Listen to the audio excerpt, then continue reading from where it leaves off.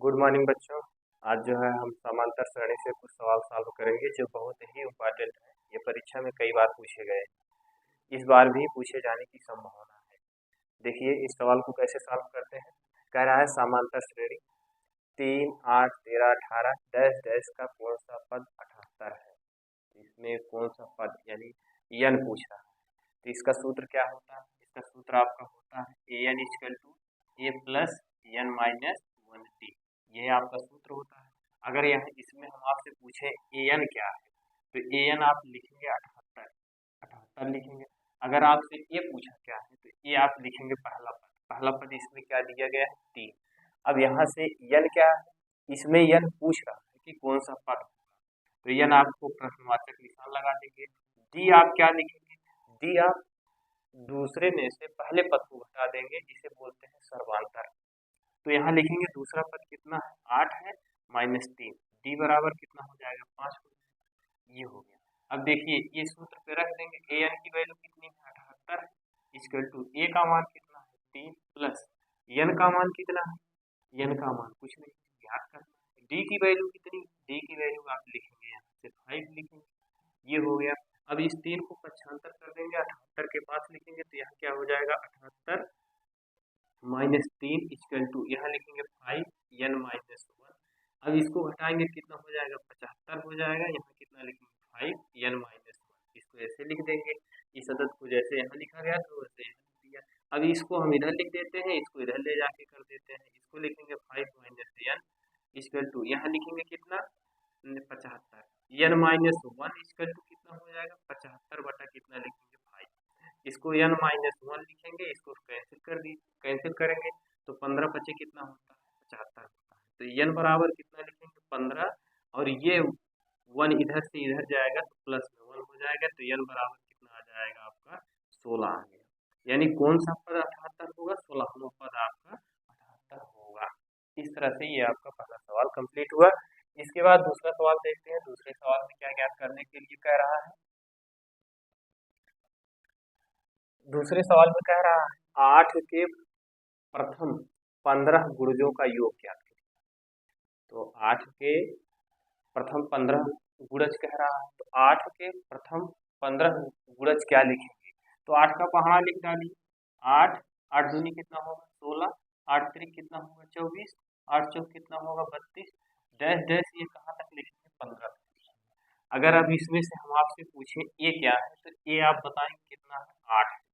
अगर इसी में से हम आपसे पूछें डी क्या है तो डी आप दूसरा पद, ये दूसरे पद में से पहले पद को हटा दीजिए, सर्वांतर जिसे बोलते हैं। यहाँ लिखेंगे 16 माइनस 8, तो डी बराबर कितना हो जाएगा आपका 8 हो जाएगा। ये डी बराबर आ गया। अगर आपसे इसमें से हम एन बराबर पूछते हैं, अगर पूछते हैं एन बराबर क्या होगा तो आप एन बराबर कितना बताएंगे 15।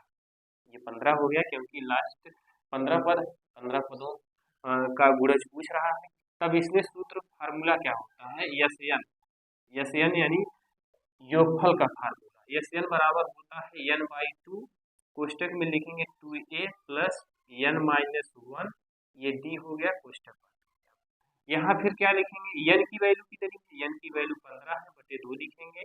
इसके बाद यहाँ 2 लिखेंगे गुणे ए का मान कितना है, ए का मान यहाँ से रखेंगे, यहाँ 8 लिखेंगे प्लस एन का मान कितना है, एन का मान आपका 15, 15 माइनस 1। डी का मान कितना है, डी का मान आपका 8 है तो 8 लिख देते हैं। अच्छा अगर इसमें से पूछते हैं यहाँ इस पद में और इस पद में दोनों में उभय लिस्ट क्या है, आप बताएंगे दोनों में उभय लिस्ट 8 है।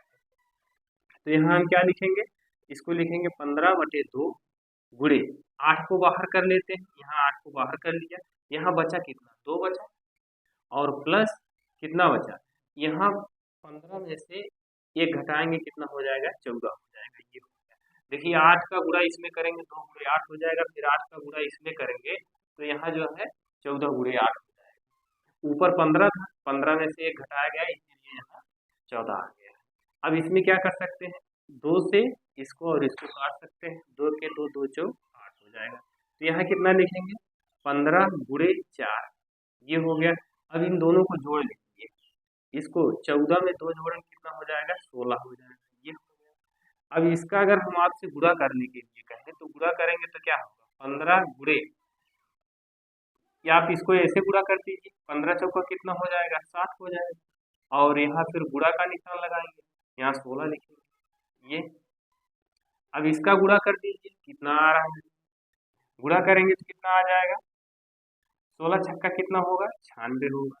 और एक जीरो ऐसे बढ़ा दीजिए। ये आपका दूसरा सवाल कंप्लीट हुआ। इस तरह से कोई दिक्कत हो तो उसको बताइए। ये आपका दूसरा सवाल। चलिए तीसरा सवाल देखते हैं।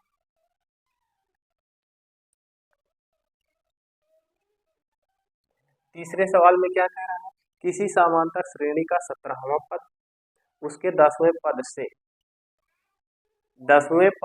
10 अधिक है, तो इसका सर्वांतर ज्ञात करें।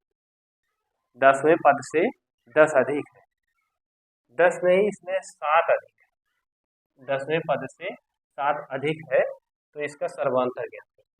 तो यहाँ देखिए, पहले अगर आपसे हम पूछते हैं यहाँ 17वां पद, 17वां पद अगर आपसे पूछते हैं तो 17वां पद क्या बताएंगे, a + 16d, यही तो होता है 17वां पद। अगर आपसे हम 10वां पद पूछते हैं, 10वां पद पूछते हैं तो 10वां पद आप क्या बताएंगे, 10वां पद आप बताएंगे a + 9d बताएंगे, यही तो बताएंगे। अब लेकिन क्वेश्चन में कह रहा है 10वें पद से 7 अधिक, 10वें पद से 7 अधिक है, तो क्या कर सकते हैं, इसमें 7 हम जोड़ सकते हैं कि नहीं, जोड़ दिया हमने। 10वें पद में 7 अधिक है तो इसको हमने जोड़ दिया। इसके बाद फिर कह रहा है इसका सर्वांतर ज्ञात करिए, यानी 17वें और 10वें पद का सर्वांतर, सर्वांतर का मतलब d ज्ञात करने के लिए। जब d ज्ञात करने के लिए कह रहा है तो इसको हम ऐसे लिख सकते हैं, 17वां पद कितना दिया गया है आपका, a + 16d दिया गया है, और उसके बाद फिर 10वां पद कितना दिया गया है, 10वां पद दिया गया है आपका a + 9d दिया गया। इसको यहाँ कितना लिख देंगे, 7 लिख देंगे। ये हो गया आपका।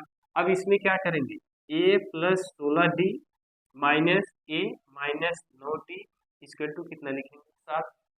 अब यहाँ से a और a कैंसिल हो गया, यहाँ बचा 16d, यहाँ बचा 9d। 16d में से 9d घटाएंगे तो कितना हो जाएगा, अब घटाएंगे कितना आ जाएगा, 7d। 7d कितना लिखेंगे, 7। d बराबर कितना आ जाएगा, 1। ये आपका d बराबर सर्वांतर पूछा था, तो आपका ये कहा। इस तरह से समांतर श्रेणी के सवाल सॉल्व होते हैं। अगर कहीं कोई समस्या हो, ना समझ में आ रहा है तो उसको आप कमेंट करिए। धन्यवाद।